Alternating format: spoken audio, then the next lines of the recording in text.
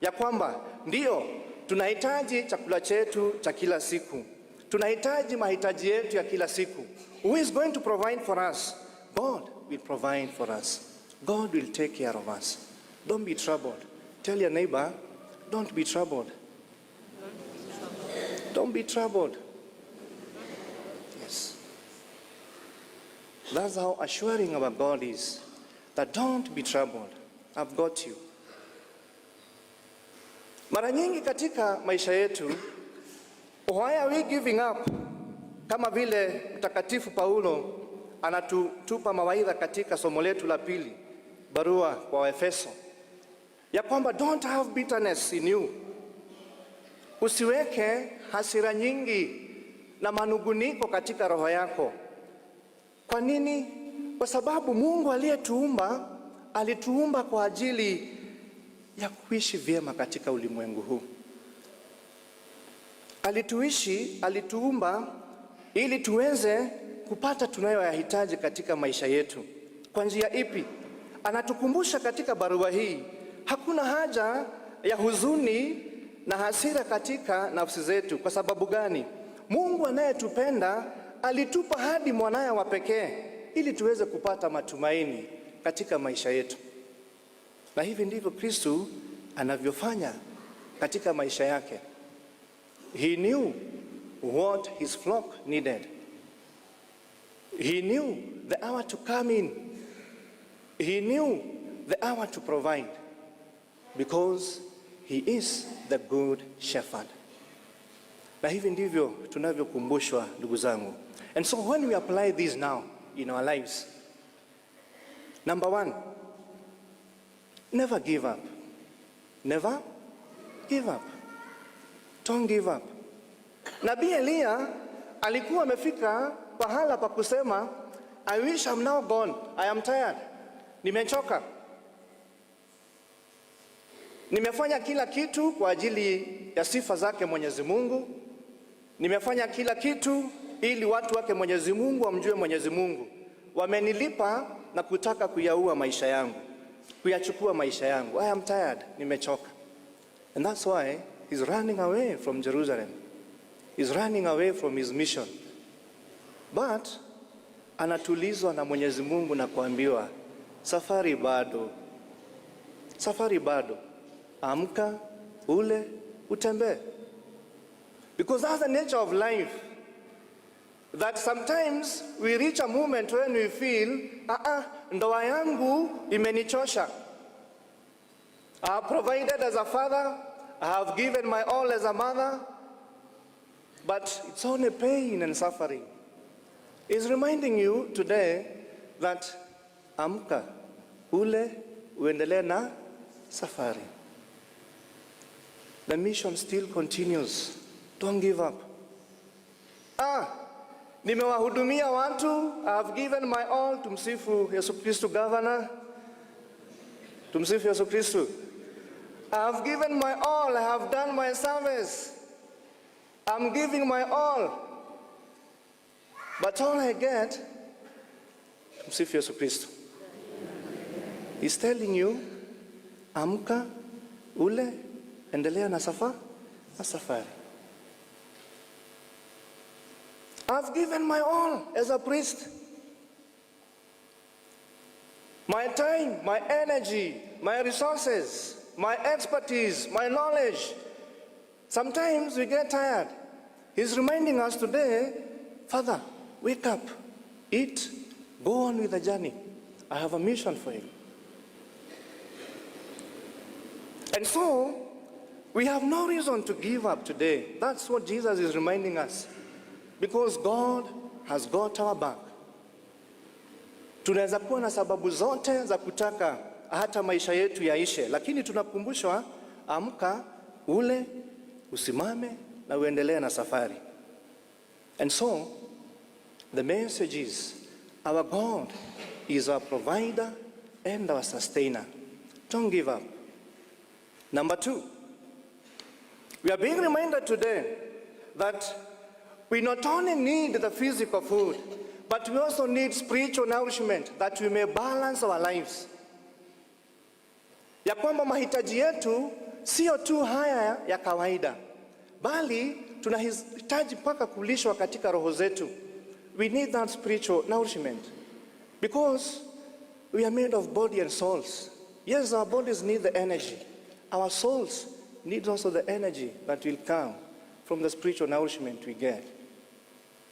Na hapa ndipo tunakumbusha kwamba basi we will be wise not only to seek the things of this world, but also to seek the things that come from God. A balanced life. Ndiyo, tutafute ulimwengu huu, lakini tusisahau pia kutafuta ya mbinguni. Na hivi ndivyo Kristo anamaanisha anaposema ya kwamba mimi ndimi mkate wa uzima ulioshuka toka mbinguni. Aulaye mkate huu ataishi milele.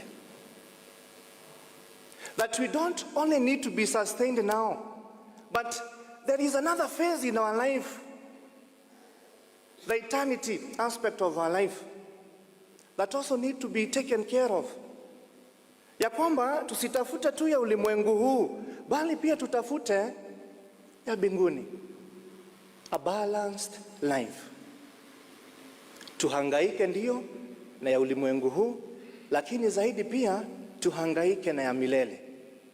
Na hapa ndipo huwa tunakosea mara nyingi. This is where we usually lose the mark.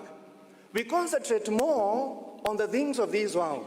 The food that we are going to eat now, the drink that we are going to enjoy now, the wealth that we are going to enjoy now. We forget to invest in what is heavenly and what will make us have eternal life. Na hapa ndipo tunakumbusha kwamba tunamhitaji Mwenyezi Mungu sasa na hata kesho. Tunamhitaji Mwenyezi Mungu kwa maisha ya leo na maisha ya baadaye. And so it will be wise that we balance our lives. Use your energy, yes, to work. Use also your energy to seek God. Use your knowledge, yes, to endeavor in this life, but also use that knowledge to seek God. A balanced life. Ndugu zangu, tunahangaishwa sana na mambo ya ulimwengu. Tunasahau tunamhitaji Mwenyezi Mungu. And this is how the people of Jesus' time failed to see the Son of God walking in their presence. Why? Wanasema tu, si huyu ni mwana wa Yosefu. They only concentrated on what the world has to offer. They forgot the real source of Jesus' genesis. It was heaven. He was the Son of God. Is this not the Son of Mary? Anatuambia ameshuka kutoka mbinguni aje, tunajua baba yake. They concentrated on what the world has to offer, the illusions of the world. And this is where we are being reminded ya kwamba we need to go far, a little bit far. We need to walk that extra mile. From what the world has to offer, we also have to seek what God has to offer. A balanced life.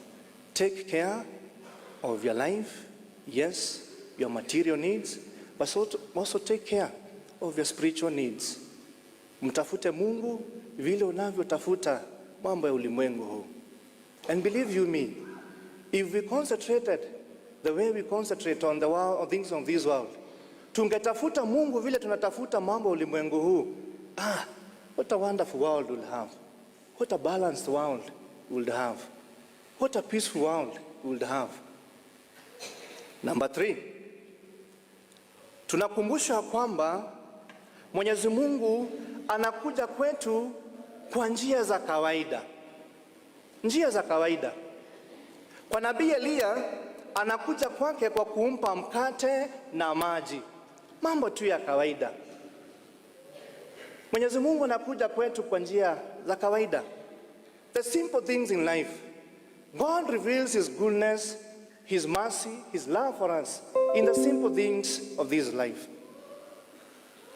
Katika somo la Injili, Kristo anawapa mwili wake. Just simple. My body and my flesh. The one who eats and drinks from this cup will live forever. Simple pieces. Mwenyezi Mungu anajidhihirisha kwetu kwa njia rahisi sana.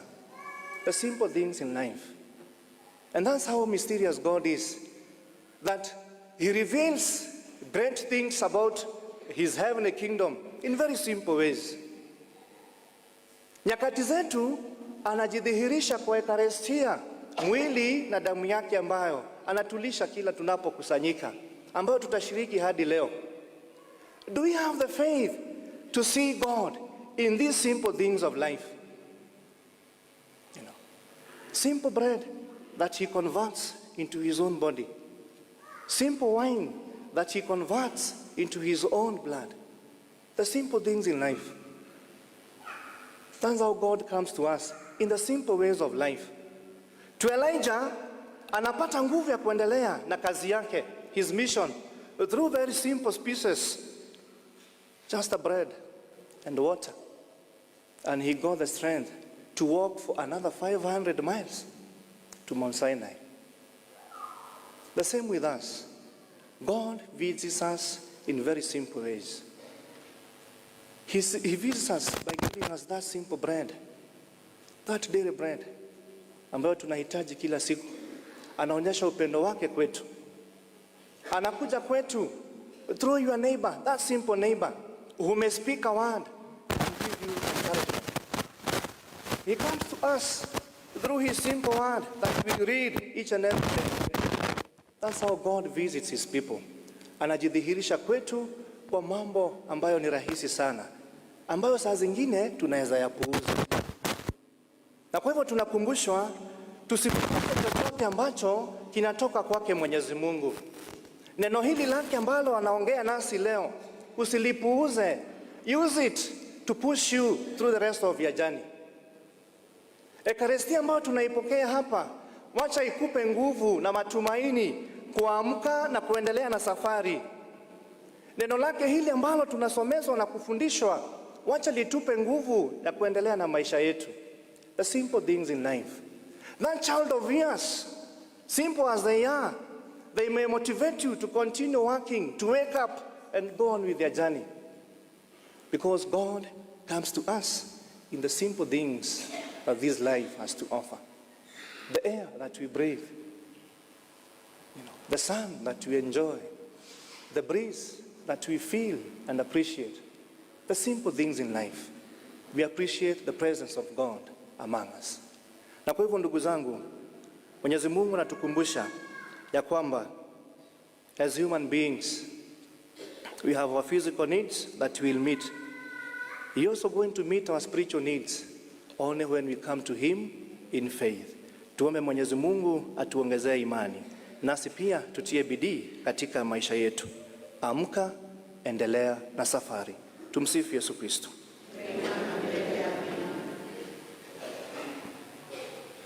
Na sasa tusimame tuikiri imani yetu.